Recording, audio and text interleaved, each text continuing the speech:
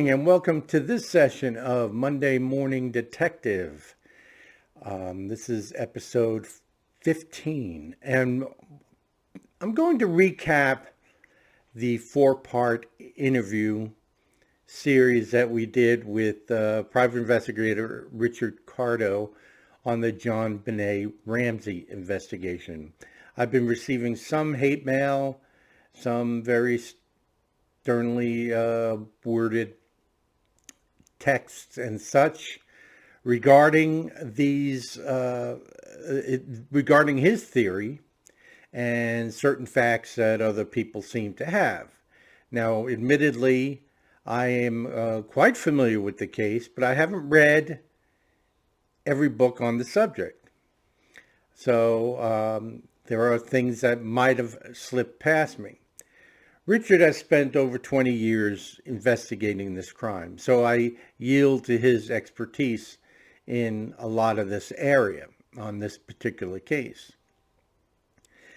What he lacks, though, as an investigator is a certain logical step in investigations. Now, when you're talking about theories, you have to make that theory make any sense, you basically have to take the known information and fit it in where it can, and then any spaces, any unknowns, you have to surmise and speculate.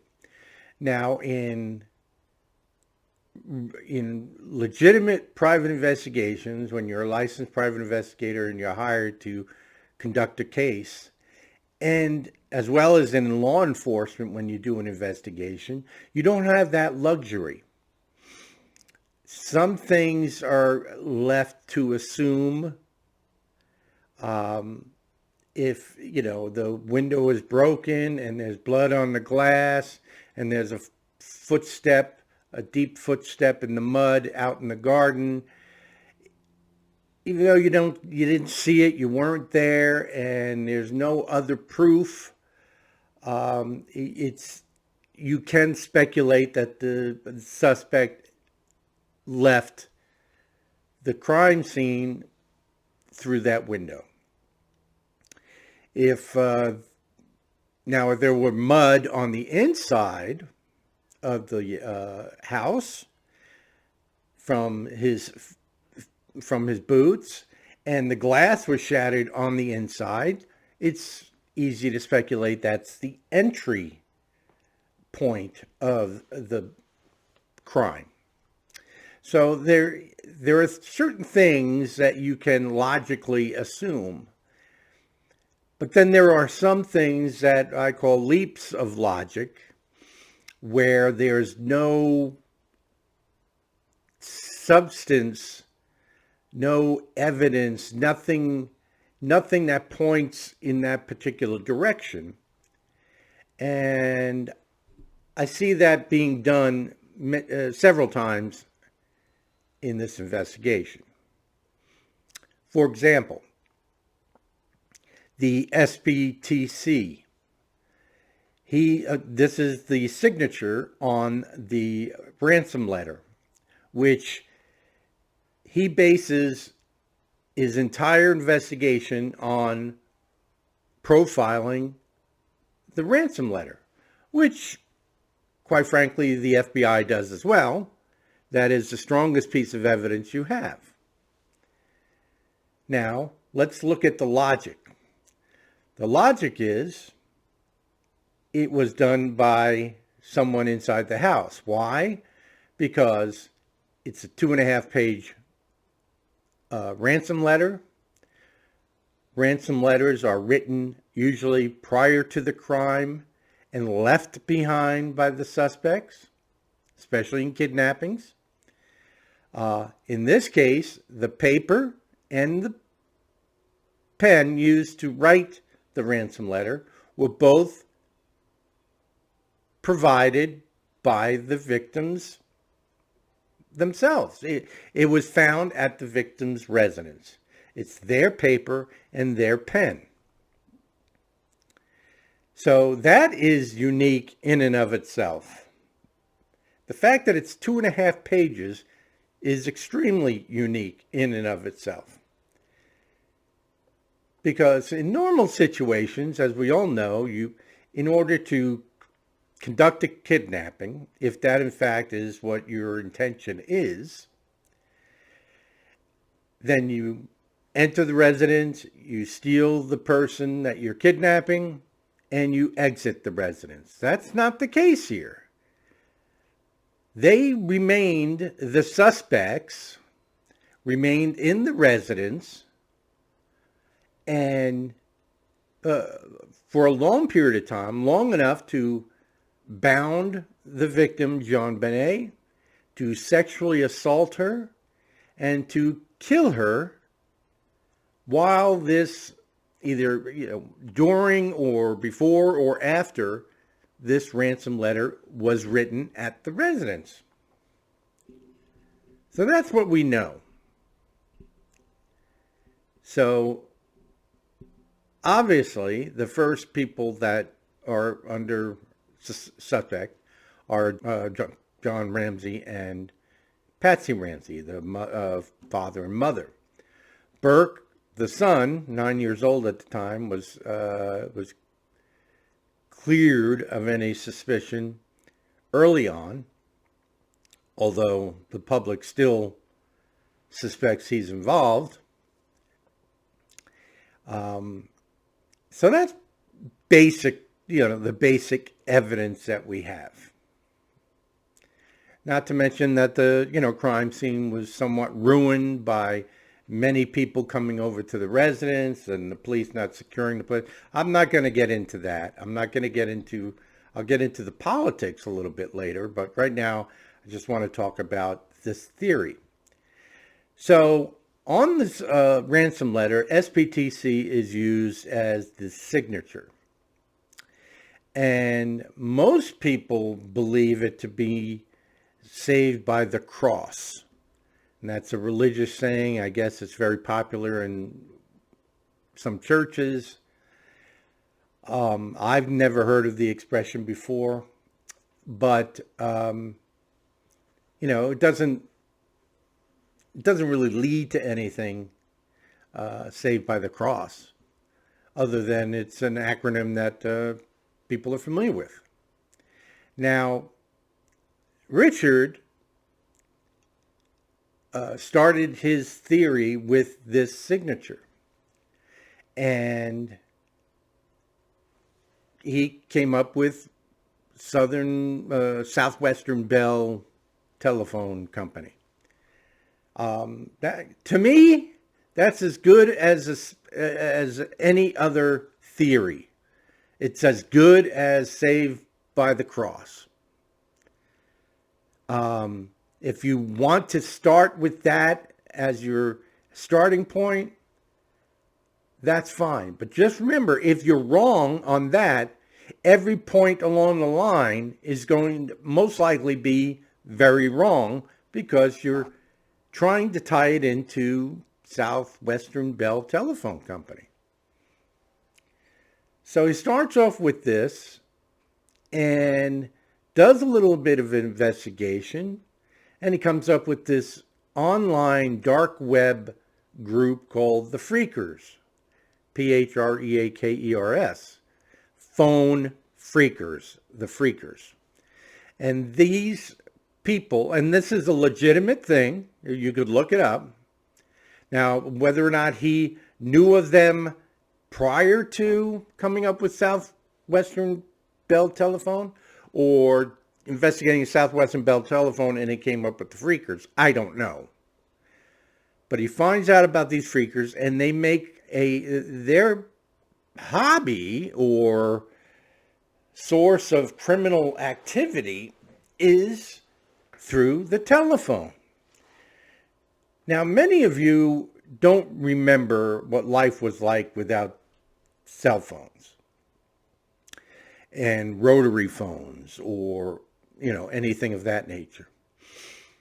And of course, people in my generation we're familiar with pay phones and rotary phones, and operators with the wires and being able to pick up the phone and asking to, be connected to Wilson's Groceries or something of that nature. I mean, that's how far back we go and how primitive communications was in some of the outlying areas for a long time. So back in the day, in the 90s, we had an advent of cordless phones. I have one right here. Cordless phone. Most of us, if we have landlines at home, chances are they are cordless. Unless we're nostalgic or cheap.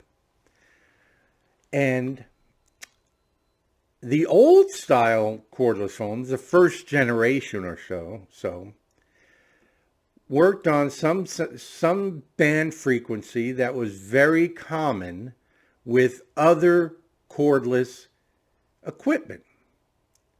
So you have an individual who is, monitoring the individuals, monitoring the residents, listening and gathering all this information, knowing when to break into the residence and commit their act.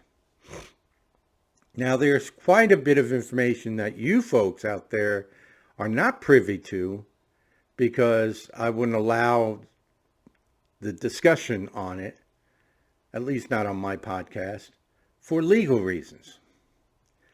But I can tell you that his theory includes these people, these freakers, hiding in the house and witnessing Patsy and another subject killing John Benet. Then the theory goes that while they were calling in a kidnapping, the freakers left.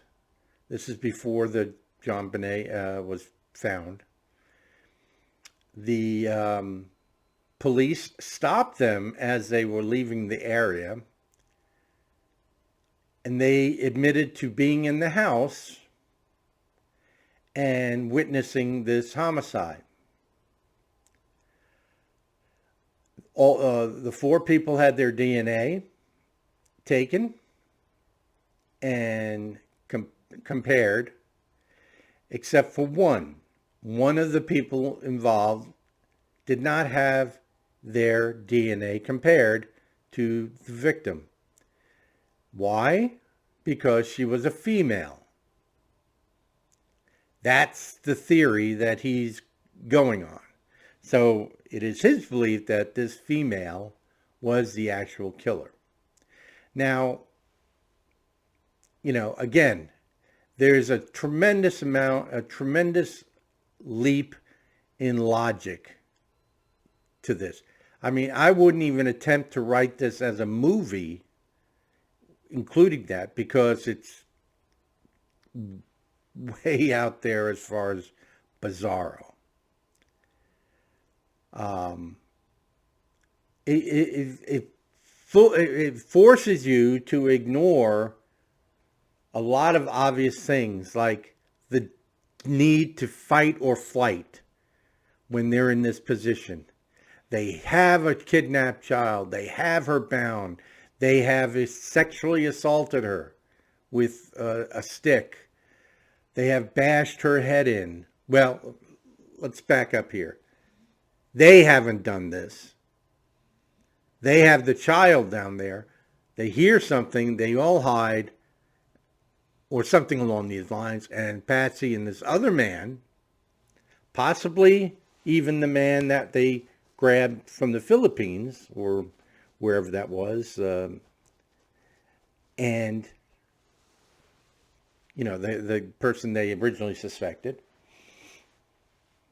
and then the police stop them and take their word for what they're telling them. Yes, we broke in, we did all these things, but we hid in the closet and we witnessed this, the mother doing this. So whatever officer interviewed these people, that was the theory that they were working on. Now, it's ludicrous. It's completely ludicrous. So at various stages, these theories fall apart and really count on you, disbelieving reality and normal responses and such. Now, Richard is not a bad person by any stretch. He is nothing but helpful. And some of the information that he brought to the investigator, Lou Smith, was accepted and considered. We don't know if any of it was followed up. For example, Southwestern Bell Telephone Company. We have no idea, because we have not seen it in the newspapers, that these freakers exist and that Southwestern Bell Telephone Company could be the suspects. It does make some sense in a way.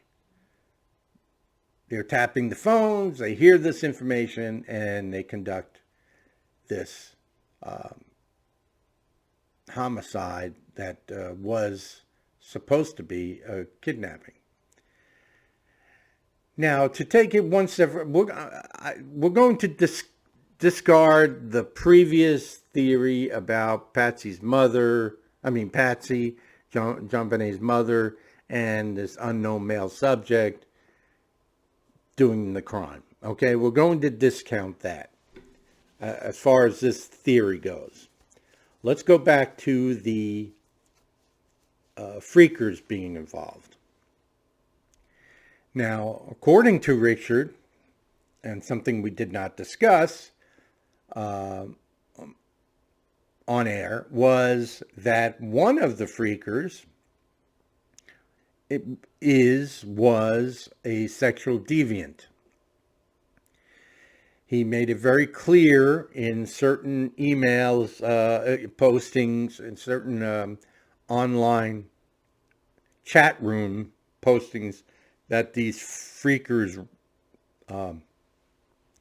regularly participate in, which is where Richard got quite a bit of information.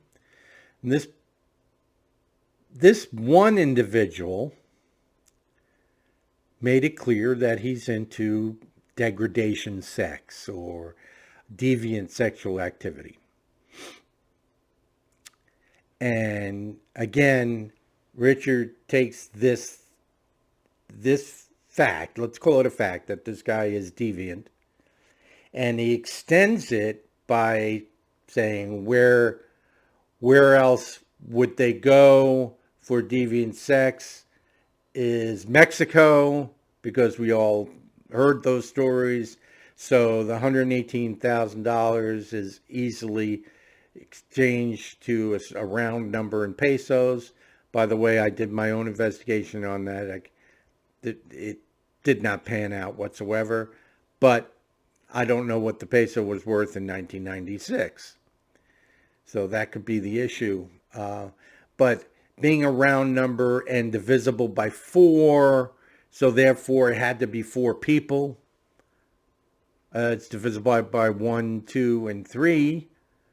Not sure why 4 people, but that was his theory that he was working on.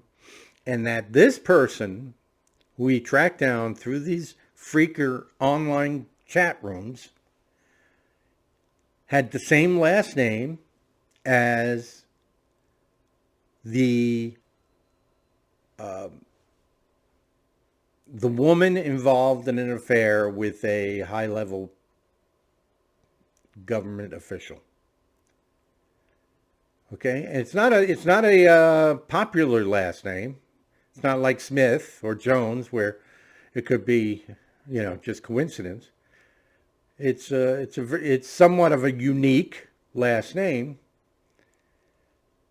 but Richard doesn't know if it's a son, a nephew, a cousin, or any not related at all, and it is coincidental.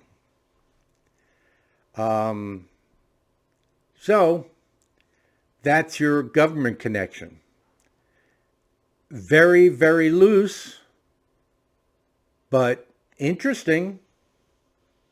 And that's what a lot of conspiracy theories and theories in general are. They are interesting. They're very interesting. I mean, how long did we buy the magic bullet theory with JFK and Oswald? How long did, and some people still swear by it because it's the official record. How many people walking around believe that the United States knocked the Twin Towers down themselves in, an implosion and covered it up with, by these planes and so forth. I mean, there is a group of lunatics for every theory out there. Now, Richard is not a lunatic. Like I said, he's a great guy. He's smart. He's very talented. But the investigative process was hampered with evidence. If you start off with the wrong evidence, the suspect had to be a left-hander. We cannot consider any right-handed people because this was definitely a left-handed crime. And you ignore 70% of the population, 80% of the population because they're right-handed, and you only concentrate on left-handed people, and that theory of it being a left-handed crime was wrong. Everything from that point you've come up with is wrong because you followed the wrong road the whole time. Now, this happens a lot in police investigations. You take a working theory and you follow it until it can't possibly, be correct. And yet people are sitting on death row with that type of investigation having put them there. So somewhere along the line, you either manufacture evidence to make it work, or you lie about evidence or what you did or anything of that nature. If you lie about it to make it fit, then you can lie by omission. You don't provide certain videotapes or audio tapes or evidence that you found because it not only doesn't fit your theory, but it actually makes your theory less likely and steers the speculation away from the actual guilty person. So, in closing, that's what we have here, in my opinion. We have a man who did quite a bit of work, finding out a lot of information, and making the puzzle pieces fit, even if it meant pressing down and bending or actually making a tear on a piece, or cutting out a piece to fit an open space, cutting out a piece of cardboard to make it fit, just to keep that reasoning going. That's how I see it. I think it's very interesting what he did. He did a lot of work. I think it is worthy of a book, which he'll be writing. The bottom line issue that I have is that someone came forth 6 years after the crime, after all It was now at that point a cold case. 6 years later, everything, they exhausted their investigation because they squandered it. They ruined it. They, meaning Boulder Police and the DA's office. So much political infighting caused them to blow this case. That's absolutely clear. So this person comes forth with a bunch of information that the brilliant Lou Smith took the time and to listen to him. Then he told him to keep going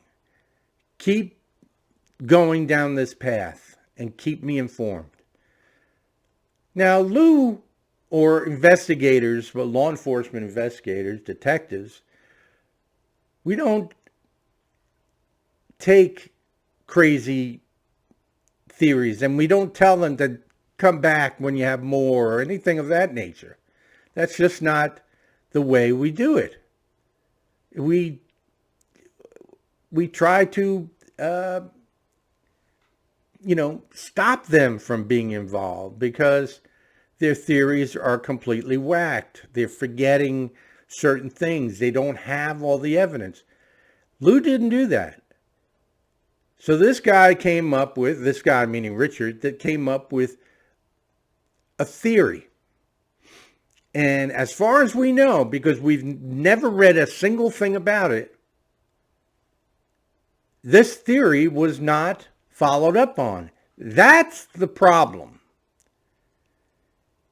That's a problem after Lou died, and this investigation has been unsolved for 25 years, that as far as we know, that freaker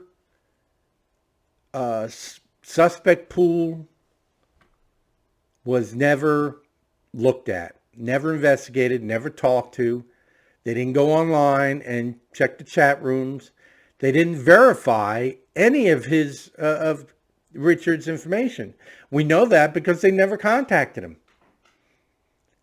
Lou only got a few bits of information, and Richard has a book's worth of information. And even if it doesn't all make sense and it doesn't all conclude, it is a working theory. It is a workable theory. And they chose to ignore it. And it's my belief that they just believe Patsy did it, and that's it. And she's dead now, and there's, of course, John's going to go to his grave believing that Patsy didn't have anything to do with it. Going back to Richard a sec, there are parts of his theory that include the suspects, one of the suspects being in the house under a bed, hiding through the night until everybody went to bed. And according to Richard, there were things found under the bed, and the bed spread flipped up on the bed to indicate someone was under there. Well, you have a 6-year-old and a 9-year-old playing hide and seek or anything of that nature. So that's possible. You also have Christmas, where parents hide presents, and under the bed in a guest room is a perfect place if the children are sneaking around looking. So it could be related to that. But again, in order for his theory to play out in a certain way, he creates this person being under the bed. Now, I don't know enough about the case to indicate whether or not the bedspread was moved and there were things found. I don't know. I'm not going to investigate it any further. But I wanted you people out there that have taken the time to watch these videos to know that I gave them the time to explain it. He was kind enough to do so, and I'm going to help him with the book. But I wanted you to know that I don't believe everything that people come to me and say. Sometimes, if they're completely lunatics, I won't give them any airtime. But we all have our different thoughts. And I'm willing to listen to any of you out there who have legitimate beliefs on the world being flat, the Twin Towers, JFK, Loch Ness Monster, Bigfoot, any crime that's occurred in the news. I'm willing to listen. And if it makes sense and it's something new that people haven't heard, then, at least this platform will give you a chance to share it. So on that note, I want to thank you for your time and your patience. And I hope you stay tuned and listen to some more of Monday Morning Detective. Talk to you again soon. Bye.